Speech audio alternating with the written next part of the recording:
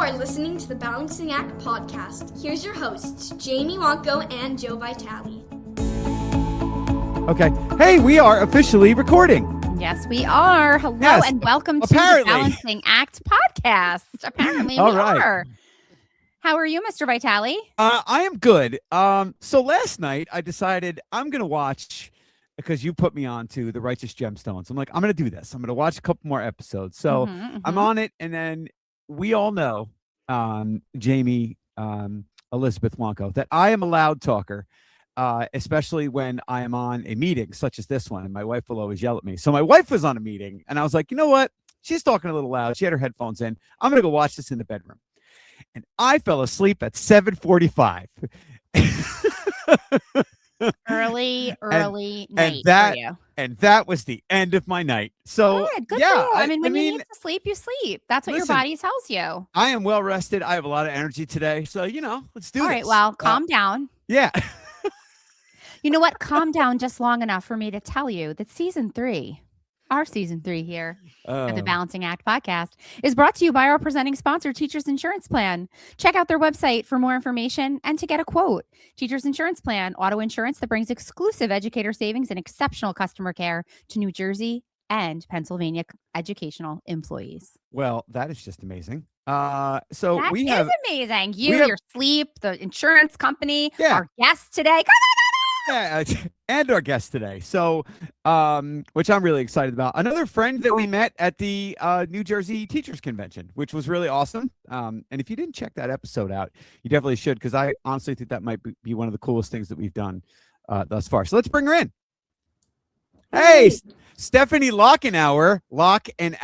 Okay, I remember. I remember, yes. Yes, very much so. Welcome, Stefanie. Yes. Thank you. Thanks so much for having me. Yeah, we're so excited to have you on with us. And we also enjoyed talking before we started that I'm just happy to know that somebody else knows what a Blockbuster video is. Because Stefanie said, like, and I went to Blockbuster with my mom and I got a video, and I'm just like, yes, somebody knows what a Blockbuster video is. Yes. Yes. My age is showing. Listen, we said on a previous episode that, like, if what was it? If Back to the Future were re-recorded today, like, they would go back to 1995, and I'm like, I want to go back to 1995. I love 1995. It was so great. Where the music was better, I will die on that hill. But yeah, we're really excited to have you, especially to talk about a number of things that you have going on, which I thought were absolutely awesome when we discussed at the Teachers Convention. So yeah, we want to hear about all things Stefanie today. So we're really excited to have you with us. So thanks for joining us. Hey, thank you. You're welcome. So you teach a very interesting class. And when we talked about it, I want to take that class. So I think you should offer that for adults. So get on that. And I really would love to hear about that journey and how your background in sociology led you into teaching, but not only that, and about, creating this global leadership class that you teach, because it really sounds awesome. Awesome. So I actually teach 2 different classes that are both very unique, but global leadership is probably the most exciting. I know it's the one that you want to be in, Joe. So That class is so cool because we actually get to study the United Nations Global Goals for Sustainability. So the kids learn those 17 goals, and we spend time not just learning about world issues, but then talking and thinking about how can we right now, as 7th grade students, 8th grade students, create change in the world? How can we do something about this? So we do a lot about thinking globally, but acting locally. So what can we do in our communities that are going to help with poverty? What can we do in our communities that it's going to help with hunger? What can we do about fair economics? Like, how can we make sure there's fair labor? We actually write letters to our favorite clothing companies. So students have different opportunities to participate in, like, real world activities. So that is a little bit about global leadership. And the second part of that class, they get to use the design thinking process, which many different companies use in their work and coming up with new ideas. And so we use that to come up with solutions to real world problems. So now, instead of me telling them, like, hey, we're going to do this, or let's think about ideas, they get to choose any kind of issue they want, connect it to a goal, and then come up with a solution. Wow, that sounds like fun, to be very honest, to be able to do that, especially I'm assuming that you bring your passion into the classroom too, which is great. So what department does that fall under? That is a great question. So it should probably fall underneath social studies, but because the way that our PLCs and everything works, I'm actually under related arts because I don't fit into a box. So I work with people who are in CTE and related arts and art and music. What is CTE? Computer technology. Oh, yeah. Got it. Okay. Good. Okay. Yes. So what are some of the, like, if you were to think about, the students that have come through your classroom in this course so far, like what are some of the most memorable solutions that students maybe had for real world problems that have come across your desk during this time in this course? Putting you on the spot. Some really funny ones, like one that just like comes to my mind now. It wasn't their final project, but what they started to do was they were trying to think of a way to make sure that we were always like, we were going to be safe. Like they were looking at safety in different different places around the world. And I forget exactly what country they were working with, but they decided to create like a bubble that was just going to kind of enclose over the whole area. So that was their solution, was just to like bubble themselves. Oh. So that was one of their innovations. It didn't end up being a final, but I remember being like, that's like, what kind of materials are you going to use? And they were like really thinking this through. And I was like, okay, what are some of the problems with the solution, why this might not work? So the whole idea is to think outside the box. So I don't stop them. I let them do their thing. And then once we get a little bit further on, they have more and more options. I'm like, okay, now out of these, which one might be the more probable one? Yeah. So that's one of the funny ones. A lot of times they do things with also trash and how to like get trash out of the ocean. And those are the really cool ones where they figure out things that are going to like eat the trash. Not all of it is exactly scientifically proven yet, but you know what? I like that they're thinking, so we're okay with it. Nice. We do a similar project, not a similar project. We do a community-based project, Junior Youth and Government Day, where students look at a community issue and they're trying to solve it. One of the misses I think that we have with this is that like some of these projects could actually be put into practice, and we don't really put the time and the resources into them to be able to do that. So, I mean, you would hope that some of these students are then going to be motivated to want to take these projects on, head first and really make them into something that's their own. Absolutely. Yeah. That is one of the things that I want to grow in this program, is pulling in other experts so that they're actually connected with nonprofits. It's a little bit harder at a middle school level with making those kinds of connections and having them do that stuff. But high school level, for sure, I think that would be an incredible thing. I think right now it's like at middle school, I'm like hoping to light the spark. I have some of the kids who are looking more into UN programs and have started to look at ways that they can intern with the UN and things like that. So that's been really cool. Actually, two of them introduced Malala at the convention. So that's awesome. Okay. Yeah. So there's I remember that. We were there. That's great. Yeah. Wow. Yeah. So they're getting excited about it, but I think it is a miss. I think these kids have these brilliant ideas, and how do we help connect them so that they're able to really share it? Yeah. So has the bulk of your teaching experience been with middle schoolers? Yes. So I started off in 5th grade. I taught 5th and 6th grade, and then now I teach 7th and 8th. So 5 through 8, I'm like right in the middle. Okay. Is your building a 5 through 8 building, or have you gone from place to place? We are a 7-8 building. So I was actually right across the street at our 5-6 building before. I was just speaking to one of my colleagues. He has a daughter. I have twins that are in 8th grade now, and he also has a daughter that's in 8th grade as well. And we were talking about like the pros and cons of like the 6-8 model, and his child is in a 5-6 now 7-8 building, and we were saying, gosh, like how really like smart that is. I mean, it's a lot of movement for the kids and the parents to get used to things, but it really is so fantastic for the kids, because the 6th graders really have no business being anywhere near the 8th graders. And the building you were in was the 5th grade building was a 5-6 building? Yeah, it was a 5-6 building. Oh, so what was, I mean, I'd be interested to hear what are some of the positives and negatives of like what you've experienced in a 5-6 building and a 7-8 building. I know we're kind of going off to a different path, but like that's a unique thing that we used to be as a district when I was back in middle school, back when we used candles for light. They did have, we were in elementary school up until 6th grade.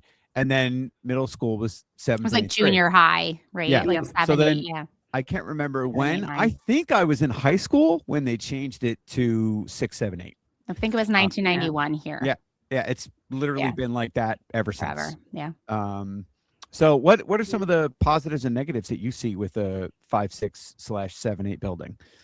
So our district, we're a K to 2, then we have a 3 and 4, then we have a 5 and 6, Oh wow. a 7 and 8, and then we have a lot high of school. moves. So there's a lot of chunking. So some of the positives to that is that you have all of those 5 and 6 grade teachers, they're all together, right? So you have more teachers together who are teaching the same thing because it's not separated in different schools. So they're able to collaborate more easily. They're working together. So you have a little bit more consistency in that way instead of having separate schools. Yeah. I think the other piece is that it's really like developmentally, it's like everything for that particular age group. Some of the things that you do see though is that, there's always like the king of the hill. So you got the 6th graders who are like, I'm the boss. And then the 8th graders are like, I'm the boss. So you have that happening a lot more. And then there's also, of course, all those changes. So like as soon as you get used to school, like boom, you're up and you're out and you're in the next one. Yeah. Right. Yeah. I actually did my student teaching in like a unicorn situation where the entire town bused their 5th graders to an all 5th grade school. Wow. Oh, wow. Yeah. And it was, and it's still, I love my 8th graders now. I really do. But there's always just something like, to me, that's like perfectly magical about 5th grade.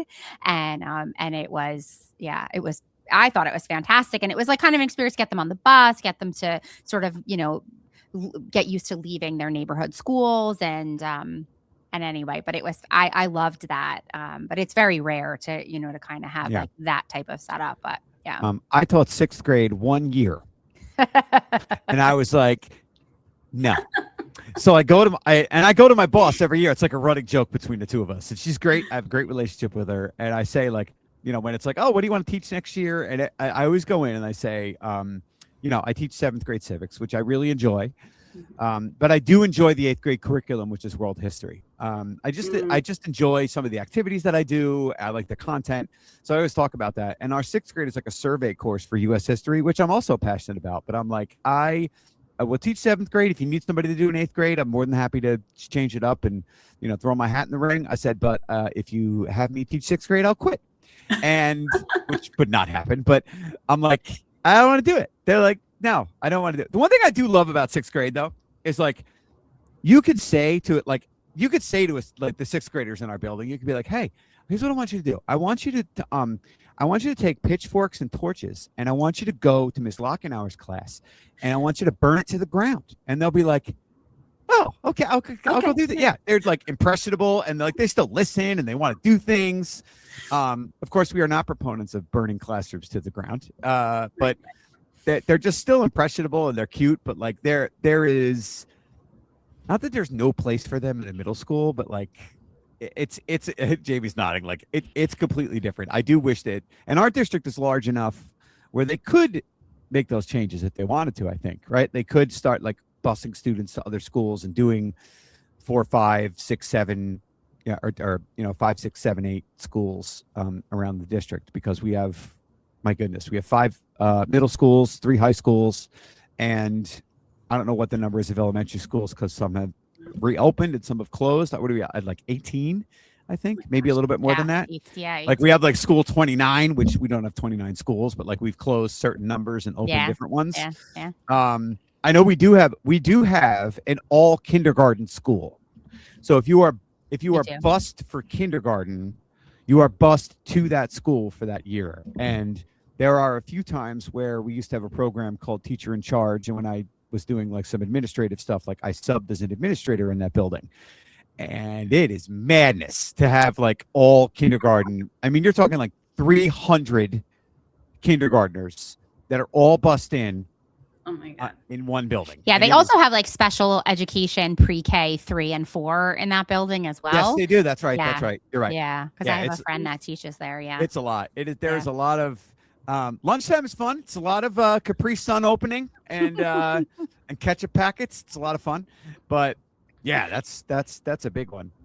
So Sure. Stefanie, if we when we met you at the convention, you were all, sort of in and around all of the lemonade stands of all the teachers of the year, county teachers of the year. Can you tell us a little bit about your journey from county teacher of the year to the state teacher of the year? Ooh la la. Yeah. That was like the most probably exciting and stressful time of my life.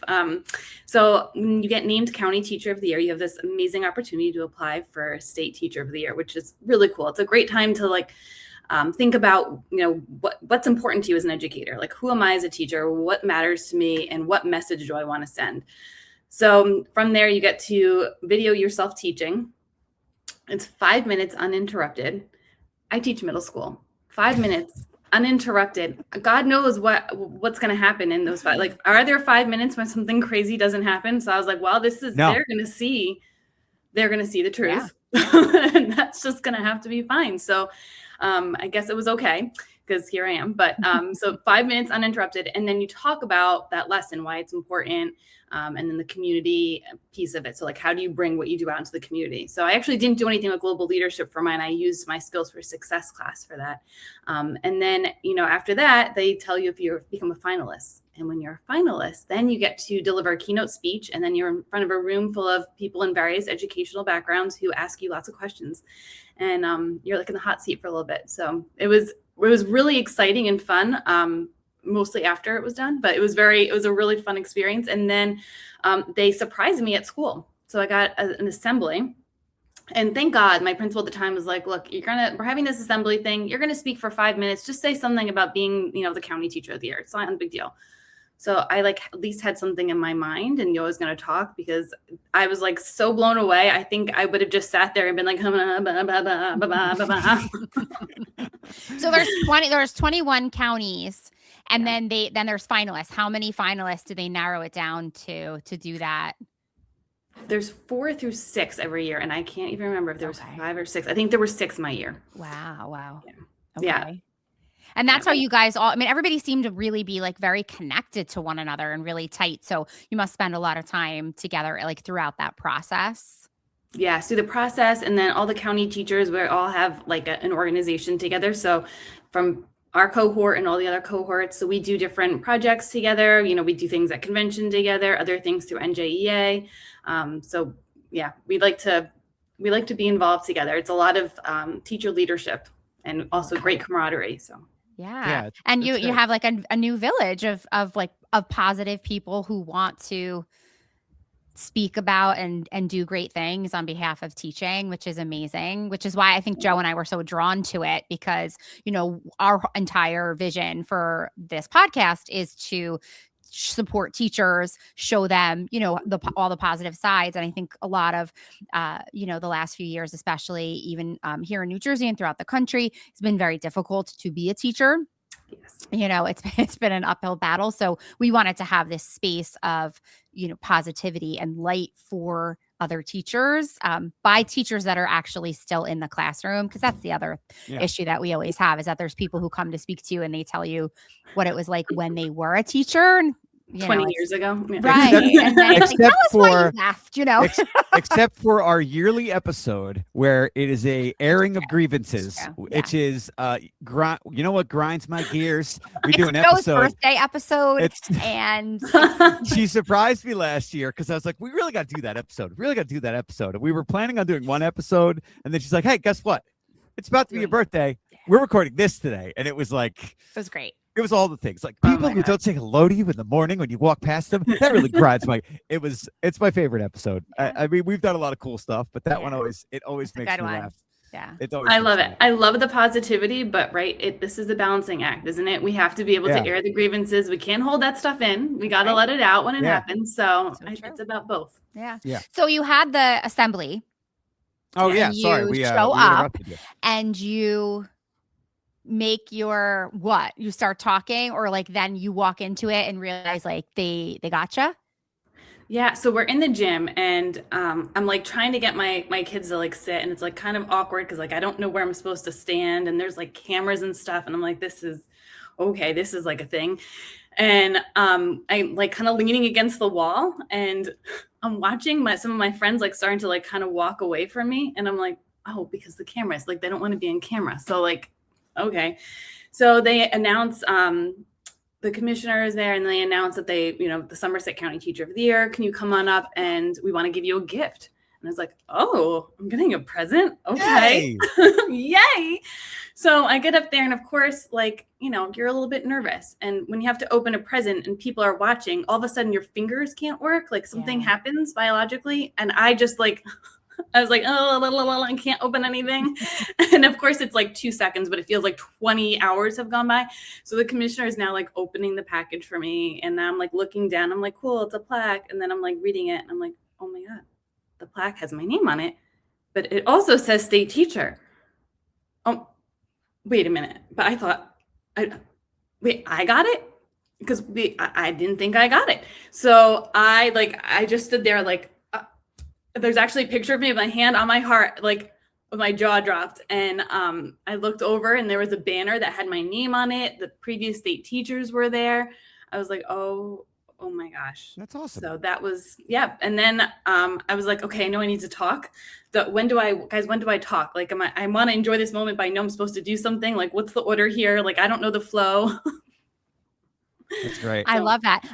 In my younger days, I had a friend, and he and I would go like year after year to the Miss America pageant. I was just thinking about. I was just going to say, hey, did they give you a sash and a crown? And then no, I'm waiting for my tiara. Yeah, our favorite part. He actually is a teacher, and he works in like one of the performing arts schools in Hudson County, and so for years we would do this, and he actually helped for years with the new Miss New Jersey pageant as well, and did like musical direction, whatever. But our favorite part always was at the end when you knew that everybody was like pretty happy for the winner, but they also were trying to mess her up a little bit. Like they were trying to knock her crown off just a little and maybe get a little lipstick on her face or something like that. It's always my favorite part. But I was going to say, like, so did they like come and did they hug you? Did they mess you up? Like what happened? Or it was just like now you had to just make a speech. Do they name a second runner up in case you cannot fulfill your duties? In case somebody takes me out. Yeah. Nancy Kerrigan style, like if anything goes wrong. Yeah. God forbid. No, there's not I'm allowed to travel. I was allowed to travel with whoever I wanted. There was no thing like that. Nice. But it was really cool because all the previous state teachers were there, and truly it really is like it's like family. So everyone, like ahead of time we all knew each other, and then during and throughout the whole process. And the county teachers of the year that are in my cohort, like we're still very tight. We have a group chat. We were actually all messaging earlier today. So it's nice that you have people who also are really passionate and love their jobs and love what they do with kids every day and want to make a difference. And, you always have that like positive light to go back to. Yeah. So. Yeah. And then did you get to do that for the new? Yes. Okay. I got to do it for Jillian. Yeah. So I got to go to her classroom. So we did hers in her classroom. So that was also really cool because she was teaching. Oh, okay. So I got to go in and be with them to do that. So it was that's really sweet. so nice. That's awesome. Yeah. And what about your year reign? Like what are some of the things that you did throughout your time? Yeah. So I have a sabbatical from January to June. Okay. So during that sabbatical, I'm out of the classroom and I had a cubicle at the DOE. So I was there between like 2 to 3 days a week in office. And then I also did some work from home. The big thing I did was I got Mindfulness on the New Jersey Department of Education website. So part of what NJDOE, the SEL group that's there, was already doing was working with mindfulness stuff. So I got to help with some of that, which was really exciting. That's great. So I can share those resources also in the notes. And then I got to visit a lot of schools. So my goal was to get to all 21 counties to make sure I was in at least one school in each county. And I got to see a lot of the county teachers of the year to visit their schools. I got to see tons of different classrooms. I taught lots of professional development. I actually made like a little infographic at the end because I was like, how do I quantify what I did this year? So I put it in numbers. I don't remember any of those numbers, but I made a little infographic so I could show like how many assemblies I did, how many professional developments I led, all the different things that happened, podcasts I was on. Yeah, and we'll link. You were mentioning about the oh my goodness, I just forgot what she was going to say. You were going to send us some information that for the mindfulness stuff. I'm sorry. Yeah. We'll make sure that goes. If you're looking for that, listeners, we're going to put that in the episode description, so you'll see that in there as well. Just make sure it's available to everybody. So like I don't mean, I'm sure you love what you do and you love being in the classroom, but do you have like aspirations of something outside of the classroom? Not to put you on the spot. Are you like, wanting to do, wanting to do something else, if you will? That is the question. I mean, that is the question. Like, what do I want to be when I grow up? Yes. So the answer is like everything. Like, how do I do everything? Because I have a hard time thinking about myself not in the classroom. I identify as a teacher. So if I leave a classroom, then who am I? And I love teaching PD. And if I left, I don't want to be that person who comes in to teach PD and has like no touch with the classroom again. So got it. So that's the draw right now. But a lot of the work that I do that I would, if I was to ever leave the classroom, but I really want to find a way to balance the two things. But teaching professional development is one of my favorite things, and consulting with different organizations that are using mindfulness or have other SEL practices, different things that are related to mental health and mental health awareness. So that's a lot of the work that I'm doing now, especially trauma-informed practices. And I serve on the board right now for the ATN, the Attachment and Trauma Network. So that's a lot of where my time is outside. I feel like SEL and mindfulness a lot of times is like, I don't want to call it a throwaway, but it's like, oh yeah, and we should do that. Like, oh yeah, and I mentioned this before. Like they were doing like SEL lessons for kids in they were doing them once a week in gym class. They would sit and work out of this workbook in gym class and do like an SEL lesson. And I'm like, worst idea ever, because it's gym, let them run around. But also like, I just felt like it was like, well, we can't put it anywhere else, so let's just throw it there. I especially when we're talking post-pandemic and we're talking about stressors and starting to realize how important it is to, how do I put this? If a student is not holistically whole, right? If they're not like cared for and feel safe and, all the other things, how are they going to actually learn in the classroom? Like it should be one of the things that comes first, not an afterthought, I guess is what I'm looking to say. Yes. And it doesn't need to be something that is a separate pull away thing, right? It's something that can be incorporated in all the different classes that we teach. That's where I love teaching those trauma-informed practices, because a lot of it is just like really good teaching. So thinking about like, how do I make sure that my kids feels comfortable and safe so their brain's in our place to learn? Yeah. So if you, all right, the usual question, if you weren't going to be a teacher, right? Like, let's say that this wasn't what else would have wanted to do? Right? Everybody has been asked that question. So what would it have been? Like a travel blogger. Okay, good for you. Like I would just travel the world and talk about it. I've been to over 50 countries, 50 something like that now. So I love to travel. I like to travel with a purpose. I take my students on trips. I have a travel club outside of school. I also take adults on trips. So if I wasn't going to be a teacher and I was going to do a totally different thing, like I would just do that. I would just keep traveling, taking people around the world, helping them to see the world and learn about the world from different perspectives. Cool. Did I see that you were just in, was it Tokyo? We were talking about this before you came on, Jane. Yes. Yeah. Our children are going with the same tour company. Do you do that? Our children are seniors in high school, and they're going to go to Ireland and England this summer with EF. Is that the company that you do a lot of things with? Yes, I love that. That's going to be so awesome. Good for them. That's great. Yeah, they're really it's really going to be awesome. I'm jealous because I've never been. So they're going to go to some place that I haven't been, which I do want to go. I just haven't had the opportunity yet. But it was like maybe you need to get on the EF tours. Joe. Yeah, maybe I do. Well, we can talk after. I'm happy to help set you up. I'm also going to Tanzania in 2027 if you want to come with me. I mean, great idea for a guy that goes to bed at 7:45. I can't make it through. Just have to nap a bunch before. It's fine. I can't make it through an episode of Righteous Gemstones, but let's go on a tour in Europe. No, I honestly, I would love to. I often say like, if you never see me again, there's a number of things that would happen. One of them would be I'm going to have sold all my stuff and I'm just going to be living in Florence, walking around eating sandwiches, because it is the most beautiful place ever. And I was only there for a short period of time because we were doing a cruise to different ports to like get a taste of everything. And it was just the most beautiful place I've ever been to ever. I don't know if you've ever been, but it's just amazing. I could. She gave a head shake that yes, she has been. I could. That's one of her 50. No, that's great. Jane, what would, have we ever talked about this? What would you be? What would you want to be? if you weren't a teacher? Oh, if I wasn't a teacher, Yeah. I would have liked to do something with either like a pastry chef or something like in that creative space. I would have liked to go to Hollywood and give it a shot. Yeah, absolutely. I could see that. I I probably it's never too late. I would want to be. I would want to be a chef myself. I would want to be a chef. Yeah. I think I'm not. I don't know like the fine dining stuff, but like it's definitely something I enjoy. Just chop it up and we should just practice garnish together. Like you should have me over and you guys should just cook. And I'm really great at taste testing. Like I'm so good at that. We're in. We'll do it. I'm often drawn to, and I clearly it's, I know my phone knows me better than I know myself. So it sends me often like the people who had success after 40.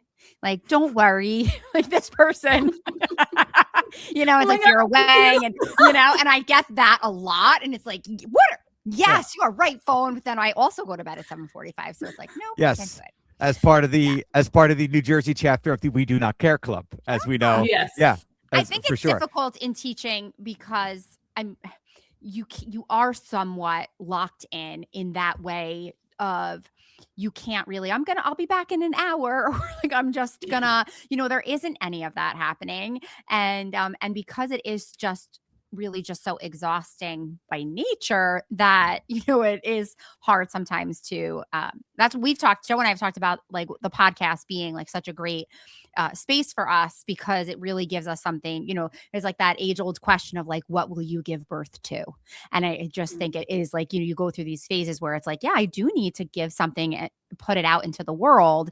It's just finding the time and the space to balance it all. Yeah. Yeah. Yes. And so, how did you, Miss Author Lady, how did you have time? Professional segue. Yes. That's one of the main things we want to talk to you about because is your book. Yeah, it's great. Yeah. Thank you. Tell us everything about your book. Okay. So first, speaking of having time to do things, this book I've been working on for literally years, like many years, almost a decade. So I started in 2016. I knew I was going to write this book. So like I had the title, I like had it in my mind. It's Let the Glitter Settle, Mindfulness for Teens. And it wasn't until like 2021 that I joined a writing group because I was like, if I do not schedule this, like this is not going to happen. Like I'm not going to magically have like hours upon hours, like randomly to start writing. So I had to start scheduling it. So I started doing this writing group and it was amazing. We would just get on Zoom, turn our cameras off, and for an hour I would write every Saturday. So I would at least have that part committed. And if I felt inspired after, extra bonus. So then it was 2024.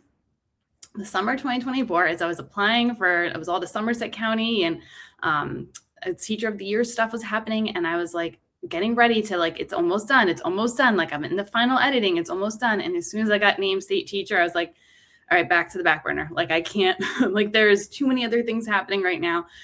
So then once my year was over, we had finished finalizing all of everything. And that's when it came out. That was the timeline of it. But the real goal, the heart behind this was I teach mindfulness in my class. I started bringing it to school in 2013. I started with, getting permission. It was like a whole thing. I had like a little after school club and I would do little practices in my class before a test. And I slowly brought it in more and more. And then now it's actually part of the curriculum in our Skills for Success class. So just about every 7th grader, I can't say every because there's a few kids who aren't in Skills for Success, but just about every 7th grader gets to take this amazing class where we talk about all different things like stress management, and mindfulness is embedded in the curriculum. So now all my students have I'm nodding my head. I'm nodding my head because I'm like, we want to know every school needs this. How do they fit it? Let me rephrase that. Every middle school needs this. Yeah. Yes. Sorry. How do they fit it? Tell us how they fit it in. Because if we want to go to our district and say, this is something that we should, how do they fit it in? So we have it as a cycle class. We used to have 4 cycles. Okay. So 7th graders get 4 cycles, and then they would also have 1 elective they choose. But now, and a cycle for us was by marking period. So now there's 2 cycles so that they still can choose another elective. So our cycles are Skills for Success and Skills for the Digital World. So our class it's under all of the career and technology technical education. I can speak. So it's the CTE stuff. So it's underneath that, and it's all of the SEL standards fit under there as well. And it's an incredible course to have them start thinking about who they are, but also like, where do I want to go in the future? And then what are some of the skills that I need to be able to do that? So every day they get a 20-minute mindfulness mini lesson, as well as the rest of the curriculum that we have. So, and what does one of those? Yeah, it Yeah. should be. What does one of those 20-minute mindfulness lessons look like, if you don't mind me asking? Yeah, so we start with like just a moment to breathe. So we bring our time together, and then we begin with reflecting on what we learned last time. So what's come up for you in your mindfulness practice? So they have an opportunity to really think about what they've experienced, to integrate it, to ask things that have come up. And then I do like a little mini lesson with them. So one of them might be like finding your anchor breath. So what does an anchor do in a boat? What is an anchor in mindfulness? What helps anchor us to the present moment? And then we have a little mini lesson where we try it out. They do the practice, then we talk about it, and then they have a little journal that we write in. This is all Mindful Schools curriculum that I actually use in the classroom. But what I really like about this is that the definition of mindfulness is paying attention on purpose in the present moment and with kindness and curiosity. And so it's all about paying attention. And the kids are totally bought into that, because I'm like, has anyone ever told you to pay attention? And they're all like, yeah, like all the time. But has anyone ever taught you how to pay attention? And they're like, no one's ever taught me. But they tell me all the time. I'm like, well, guess what, guys? I'm going to teach you how to pay attention. And that's what the class is about. That's what mindfulness is. And the more that we practice that, the more that we're rewiring our brain, the more that we're building that skill. And it's amazing, because when I first started teaching mindfulness, I couldn't really find the in. Like the kids were like, why are you making me do this? But when I taught it to them that way, like, I'm going to teach you this skill and this is how it's going to help you. And now they're like, yes, okay, I'm listening. Do you have kids that are like, ugh, I don't want to do this? Like, and how do you break down that wall for kids that are like, not really, it's not in their wheelhouse, not something that they like? Yeah, so the eye roll is like universal in middle school, and I don't think there's anything you can ever do that is not going to at some point bring an eye roll from one student. It can be the coolest thing ever. I mean, guys, I got you ice cream. We're just gonna eat ice cream the whole block. I will still, and guarantee you, I will get one eye roll. So what I like Italian ice. Yeah. Why are you getting ice cream? Yeah, exactly. I'm lactose intolerant. Right. Yeah. This ice cream's too soft. I like ice cream that's firmer. Yeah. Like, there's something. So I've already realized that no matter what I do, there's going to be an eye roll. So if I come to this and I know that what I'm doing is in their best interest, I listen to see what the real feedback is, right? Because an eye roll is not real feedback. I listen for the real feedback. What is it that they need, and how can I reach those needs? And what I've really learned at the end of the day is they're going to eye roll anyway, but I'm still planting seeds. And I never know when those seeds are going to flourish into something else, because those same kids who eye roll me, I've had those same exact students who sometimes days later, sometimes months later, sometimes many years later are the ones who thank me. Mm-hmm. And the ones who ask me for, more practices or tell me how they've used it. So I don't know that you ever get complete buy-in, right? There's no 100% buy-in. You're going to get some kids who love it, and you're going to get some kids who are going to be annoyed. But you just never know. So at least I know that I planted that seed, and maybe years from down the road, they're going to be like, I learned that thing, and maybe I should try that thing now. Like maybe that mindfulness practice might help me. Maybe I should try, doing a body scan, to help me with my stress. So hopefully at some point that comes back to them. What are some of the things that are in the book specifically that is the book itself geared for the teenager to read, or is it for like the teenager parent to read and help implement strategies, or both? So both. It's really written like for teenagers, but it's written in such a way that it's that an adult, of course an adult can pick it up and read it, but that they can read it and they could connect to it. Like the examples and the stories, they make sense. They're kind of universal. So it has different mindfulness practices in it. And then there are reflection areas. So kids have an opportunity to reflect on it, because we don't learn just from experience. We learn from reflecting on that experience. So I don't want them just to do it. I want them to do that experience, to have that mindfulness moment, and then really think about, how did this land with me? How did it feel? how does my body feel? So they're really more in touch with themselves. Wow. Is there a beginning age for you with the book? Would you say like 10, 11, or just depending on, about I would say that? 10. Mm-hmm. Yeah. I would say 10. Yeah. But mindfulness is great for all ages, but just in terms of the reading and all of that, I think 10 is a great age for it. Okay. Yeah. That's great. It's a really, two things. Number one, it's awesome that you do that. Number two, I think I'll give your district a little pat on the back because I think they're doing it right. I mean, I'm not saying that our district is doing it wrong. I'm just like, it's forward thinking to be like, okay, we're going to make this a class and we're going to give it to 7th graders, which by the way, that's the perfect time to give it to them because I say often y'all are a hot mess because it's a hormonal imbalance. Their prefrontal cortex is developing. They have, they're figuring out, their bodies are changing. They're a mess. They're a mess. And then they've watched Inside Out too. They know their panel's being rewired. Yeah. And then something happens in that summer between the 7th and 8th grade year where everything just kind of levels off and not that every kid, miraculously turns around, but there's just something biologically that happens during that time period. So 7th grade is like, it's the worst. It's the worst. And I tell the parents on parent teacher night, I'm like, it's the worst. It's just, there's a lot going on, but and it's a white knuckle ride to the end of the year. But the roller coaster does tend to slow down afterwards. There'll always be issues, little kids, little problems, big kids, big problems. Right. But teaching them those strategies at that age when they're very unmindful is definitely a step in the right direction. I think it's awesome. I really do. Thank you. And I can't stop thinking about, because we had done a program at my last school. We had been identified by the state as a school in need. So we had to implement a lot of different programs. And one of them was social emotional learning. And so as a grade level through our PLC, we would do this with the kids at a particular period of the day, same day of the week. And then we all took a different pillar and wrote different lessons and everyone would do the same lesson. It was great.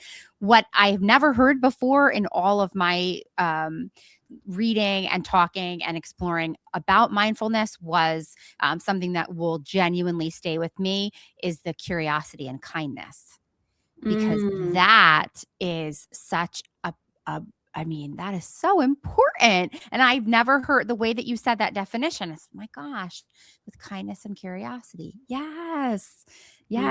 So thank you for that. That's amazing. Yes. Yeah.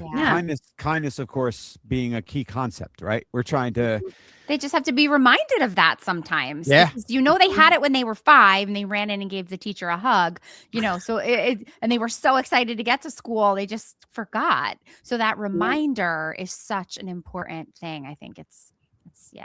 Yeah. And so is the book currently available wherever books are sold? Are we released yet or are we, is it?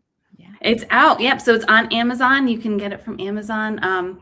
We are currently working on other bookstores and things right now, but it's on Amazon. And I believe Star Commonwealth is also selling it on their website too. Cool. We're going to make sure that is linked below if you're looking for something for your anxious teenager or, maybe something to look at for your students in the classroom.